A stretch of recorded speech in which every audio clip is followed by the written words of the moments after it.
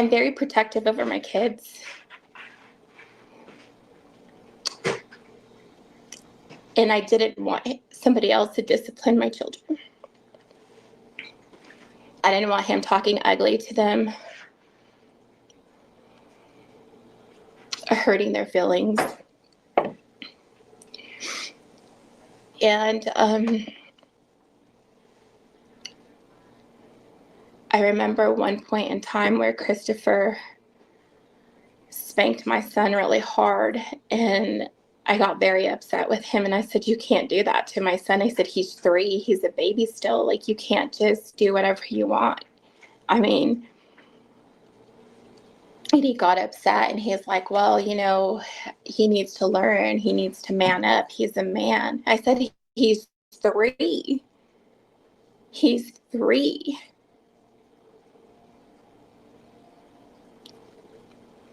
And as time went on, like, I could see him getting more aggressive and more aggressive.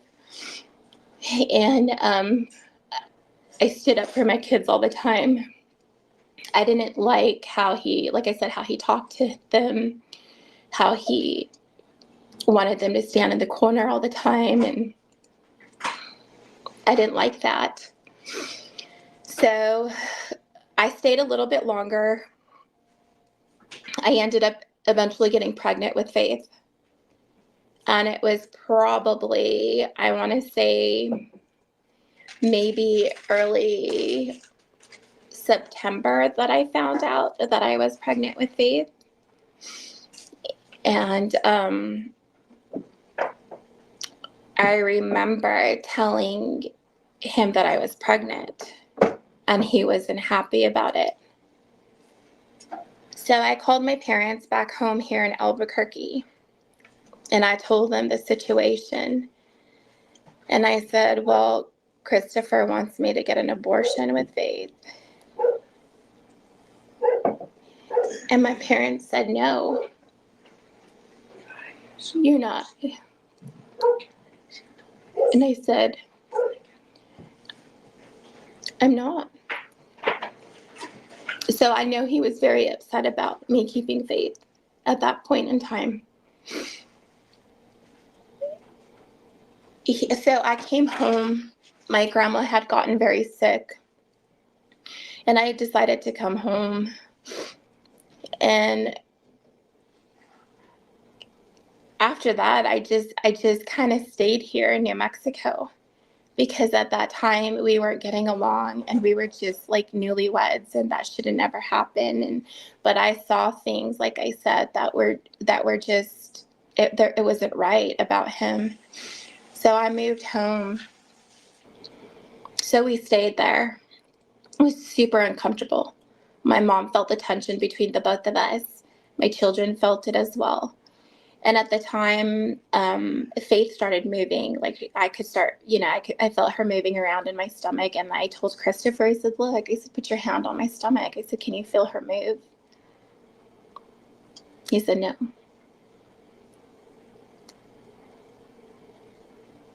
You know, when you're pregnant, you always think that your spouse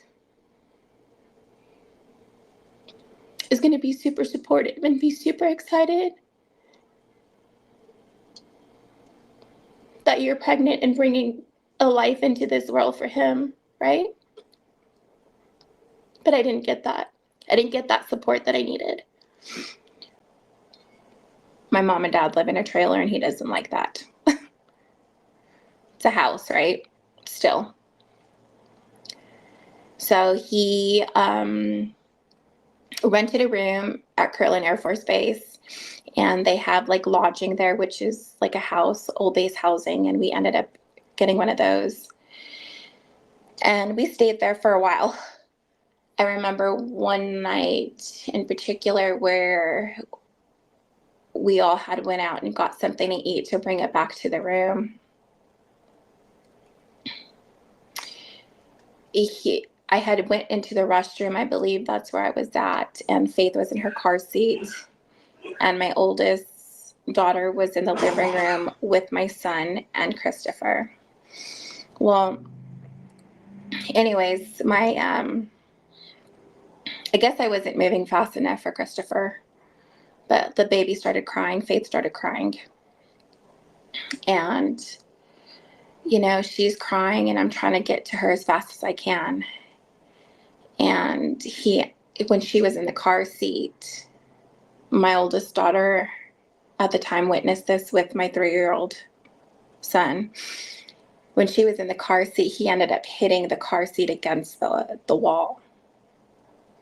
And he's getting upset because she's crying. And then when she was in her car seat, there was a coffee table right there, and he ended up tossing her on the coffee table with the car seat because he was so irate that she was crying. And I said, hey, I said, what's your problem? I said, what are you doing? Like, she's a baby. She's going to cry.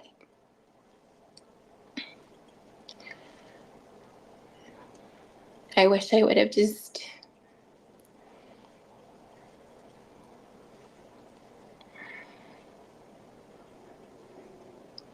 I wish I would have never met him.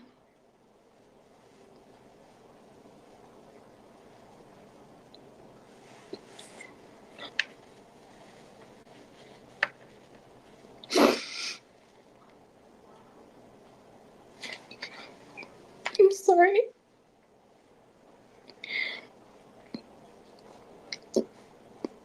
I should have left a long time ago.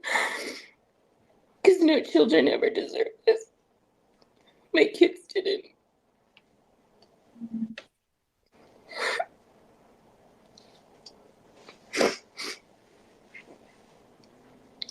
So he left again to San Diego. A couple of days went by. Then all of a sudden he's like, well, why don't you move? He left again to San Diego. A couple of days went by. Then all of a sudden he's like, well, why don't you move to Hendersonville? And I was like, why though? In my head, and I knew it was a bad idea. I just knew it. I knew it because our marriage was on the rocks. I wasn't happy. He wasn't a good father figure to my children. I don't know why I said yes. Well, anyways, so let me back up. So before he left back to San Diego, Faith ended up going back into the NICU. She ended up getting jaundice and she went back to the NICU. So she was in the NICU, I want to say for a week to a week and a half. And that was when Kathy, Chris's mother, came out, flew down with her brother, Duran Guy, or they call him Big D. They came down and she was in the NICU. And that was when I felt like a plan was made because like I said, our marriages it was on the rocks. And one of my neighbors had told me in San Diego, they had warned me. They had said, Nina, be careful because Christopher is coming up with a plan with his mother. And they're planning on taking the baby away from you. And I was like, what? Like, thinking to myself, it can't be true from somebody that's supposed to love you, right? Like somebody that you're supposed to share your life with. Like, why would he want to take the baby away from me? And she warned me. But I was like, no, why would they do that? So then after Faith got out of the NICU, we were no longer staying in base housing. We were staying at one of the NBC suites down here. Then his mom came up with an idea. She goes, well, since you guys, will be moving to Hendersonville. And I was like, I felt like, okay, well, maybe. And he's like, well, you'll get help. You're going to get help from my family. And, but I was already getting help here from my parents, with my other 2 children that they helped me raise. So that I went along with it. like I said earlier, even though I knew it was wrong to go, I still went hoping that my marriage would work out. So she ended up taking Faith, although I was against it. Kathy Bowers Hawks and her brother Duran ended up taking Faith. And my mom and dad were like, my mom started crying and she goes, "Why are you letting them take the baby?" And I said, "Because Christopher said that it's going to be too hard for her to travel, to travel." And oh, I'm sorry.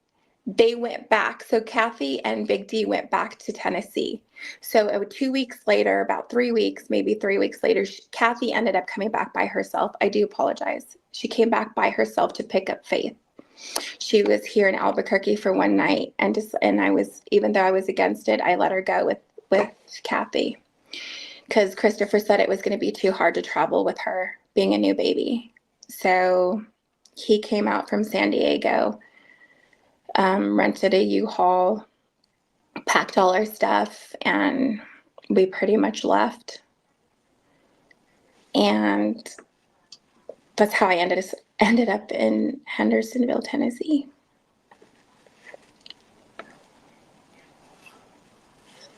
That's when my whole life changed. That's when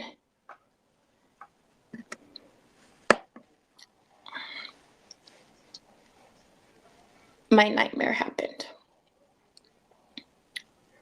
We lived with his mother and his stepfather, Terry, for about a good month, because our apartment wasn't going to be ready until the end of August, about the end of August. So it was really uncomfortable living there. You know, Terry and Kathy would always bicker at each other, and she'd be bickering with Christopher, and, you know, my kids were a problem, an issue. It was always something. I felt really uncomfortable and I wanted to come home. I just wanted to come home to everything that I knew. I wanted my mom and my dad, even though I was a grown woman. I needed that. So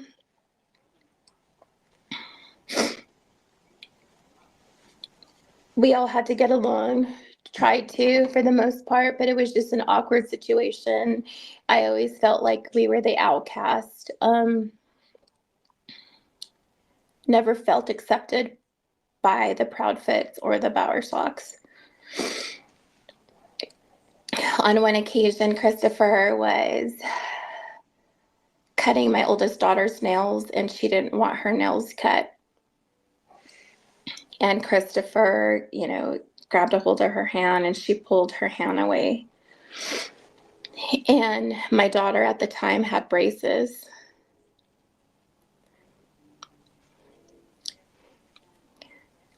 He backhand Isabel in the face and busted her whole lip open.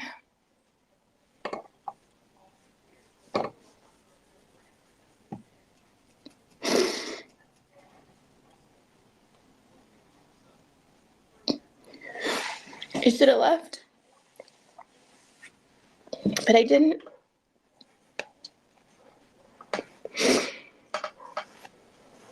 And I was like, oh my God, like I can't be here. I don't want to be here anymore.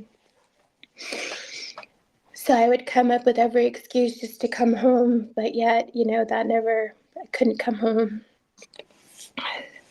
So finally we went and we moved into the apartment.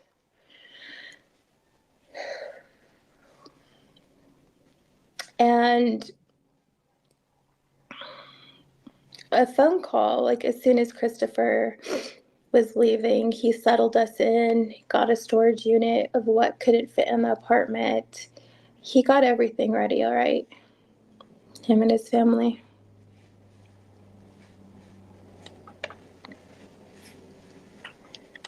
soon as he knew that we were comfortable,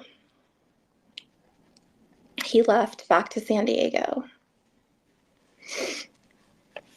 But the night prior to him leaving, he had got a phone call or text message that night, and it said something like, "Hey baby," or around something like that, saying that when is your flight coming in? And I was like, what? Like, who's texting him? So I did confront him, and like he said on one of the podcasts, is that I did slap him. Yes, I did slap him across the face, because who's he talking to at this time and saying, and I mean, he could say that she was lesbian, I mean, up and down, but I mean, at this point in time, I didn't know what to believe, and I was like, okay. So then after that following day, he finally left. His mother came to pick him up to take him to the airport, and he went back to San Diego. And I was left in Hendersonville with 3 children and pretty much no help from anybody. So I have found a job. I had a job, and Kathy helped once in a while. And I needed to find a babysitter. So his biological father, Michael, and his stepmother, Linda, at that point in time offered their services and said that, they can take care of my 2 older children. And Kathy didn't want Faith going over to Michael's house. So she took care of her. And at that point in time, Christopher, we were still communicating. And like I said, our marriage was on the rocks. So my oldest daughter had gotten sick, and she has upper respiratory issues. So I took her to the emergency room in Hendersonville, and that's when Hendersonville transferred her to Vanderbilt. Is that what I believe that hospital's name is? And I was kind of frantic, because I was like, well, what am I going to do with my 3-year-old son and with the baby? Like, who's going to help me? So I was, I called Chris, and I told him, I said, hey, can your mom watch, Faith, or can somebody help me? Everybody was so quick to help me at that point in time. So Faith stayed with Kathy, and Noah Bryce went with his sister Melissa, and I went with my oldest daughter. We got transported downtown, and so we stayed there. I can't recall how many days we were there. And Christopher I'd check on the kids, see how they were doing, and that point in time, I was like, okay, well, we got discharged, telling everybody, okay, you can bring Noah back, and telling Kathy, okay, I'm going to be home, so you can bring Faith back. Thinking that my children were going to come home to me.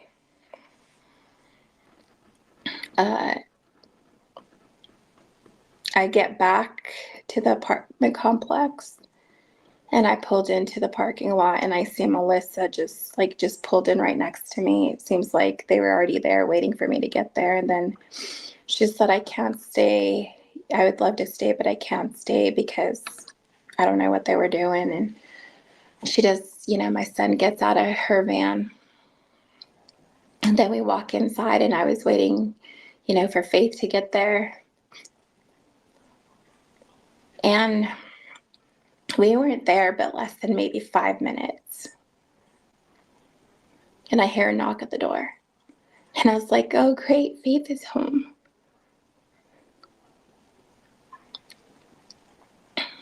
And it was Kathy's friend, Patty, that's an attorney.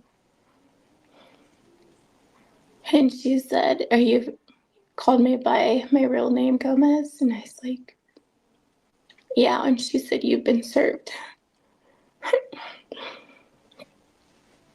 She said, you have a protection order against you. You can't see Faith. And Chris is filing for divorce.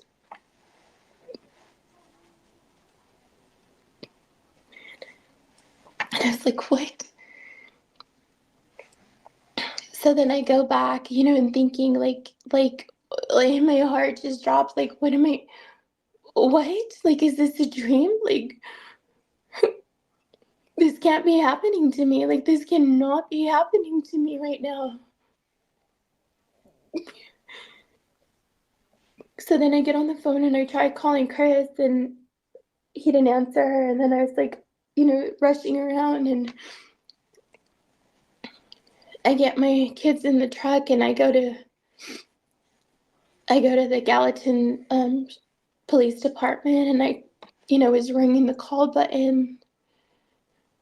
And like finally 30 minutes later, somebody shows up and I told them what happened and I showed them the paper and they said, yep, we can't help you.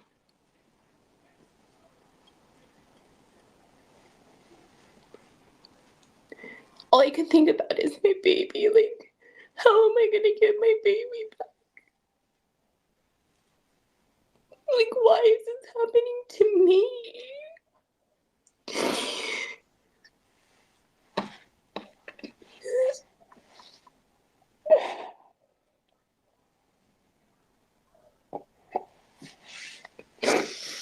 So I go to Kathy's house and I knock on the door. And I remember I had Christopher's stepmom, Linda, on the phone with me. She was on speakerphone and I told her what was going on. Little did I know everybody was in on this. And Terry answered the door, which is Chris's stepfather. And he told me that I need to get off of his fucking property. And here little Noah, who's 3 years old, and my Isabella is 7. And they're standing behind me. And I said, please tell me what's going on. I said, where's Faith? I said, please give me my baby back. And he told me, get off my fucking property. And he took out a green and black baseball bat.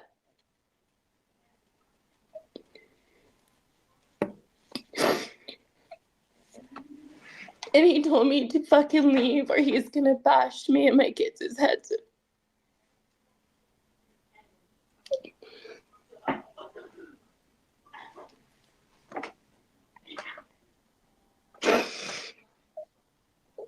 So me and my kids walked out to my truck and we got back in it. And I was like, oh my God, what do I do? This is a nightmare. What am I gonna do? And Chris was inside of the house with the baby. I saw his shadow. And they lied for him and they said that he was in California and he really wasn't.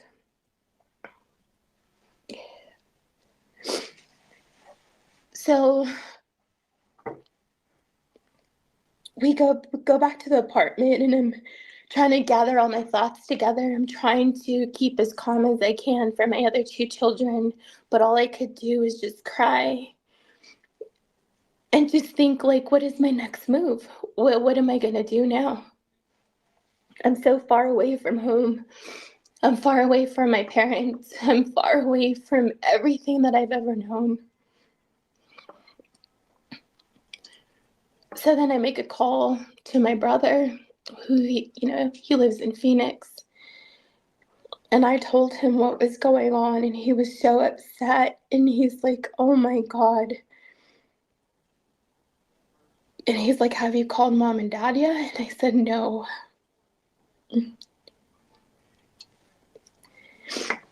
And he told me himself that day, he said, you're going to fight. You're going to fight like hell to get Faith back. You don't leave that baby in that state.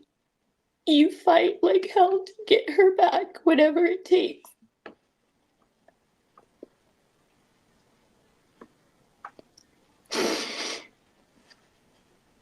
And that's what I did. I called my mom and dad. And it had to have been after midnight here, so about like 1 something our time there. My dad answered the phone. And I couldn't talk. All I could do is cry. I couldn't get the words out. And finally he said, calm down. Please calm down and tell me what happened. And I told him, I said, Daddy, they took my baby.